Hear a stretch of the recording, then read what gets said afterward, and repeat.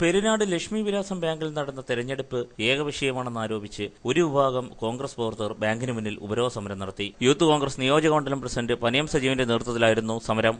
നേതൃത്വം കൊടുക്കുന്ന ലക്ഷ്മി വിലാസം ബാങ്കിന്റെ തെരഞ്ഞെടുപ്പുമായി ബന്ധപ്പെട്ട് മണ്ഡലം കോൺഗ്രസ് കമ്മിറ്റിയുടെ നേതൃത്വത്തിൽ ഒരു 12 അംഗ കോർ കമ്മിറ്റി ഉണ്ടാക്കുകയും ആ കോർ കമ്മിറ്റി തീരുമാനത്തിലെടുക്കാതെ ഇവിടെ മുൻ ഭരണസമിതിയുടെ നേതൃത്വത്തിൽ ഒറ്റയാൻ പോരാട്ടം നടത്തുന്ന ചില നേതാക്കന്മാർ, ആ നേതാക്കന്മാർ കഴിഞ്ഞ പഞ്ചായത്ത് തെരഞ്ഞെടുപ്പ് സമയങ്ങളിൽ ഇവിടെ ഈ പഞ്ചായത്തിലെ മുഴുവൻ സ്ഥാനാർത്ഥികളെയും തോൽപ്പിക്കുന്നതിന് വേണ്ടി ഈ പഞ്ചായത്തിലെ മുഴുവൻ വാർഡുകളിൽ ഓടി നടന്ന് മുക്കിന് അടികൊണ്ട നേതാക്കന്മാർ, ആ നേതാക്കന്മാരാണ് ഇവിടെ ഈ ബാങ്കിന്റെ ഭരണസമിതിക്ക് നേതൃത്വം കൊടുക്കുന്നത്.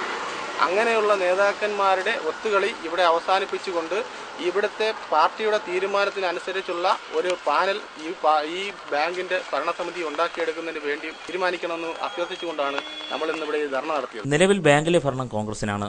എന്നാൽ തെരഞ്ഞെടുപ്പിൽ മത്സരിക്കാൻ 9 അംഗ ഭരണസമിതിയെ തെരഞ്ഞെടുക്കാൻ 18 പേരാണ് മത്സരരംഗത്തുള്ളത്. എല്ലാവരും കോൺഗ്രസ് പ്രവർത്തകരാണ്. തൃക്കരിപ്പൂർ മണ്ഡലം കമ്മിറ്റിയിലെ ഗ്രൂപ്പ് വഴക്കാണ് ഇതിന് കാരണമെന്ന് ഒരു വിഭാഗം കോൺഗ്രസുകാർ പറയുന്നു. സെപ്റ്റംബർ 16-നാണ് ബാങ്ക് തെരഞ്ഞെടുപ്പ്. തെരഞ്ഞെടുപ്പുമായി ബന്ധപ്പെട്ട കാര്യങ്ങൾ തൃക്കരിപ്പൂർ മണ്ഡലം കമ്മിറ്റി ചേർന്ന് തീരുമാനിക്കും.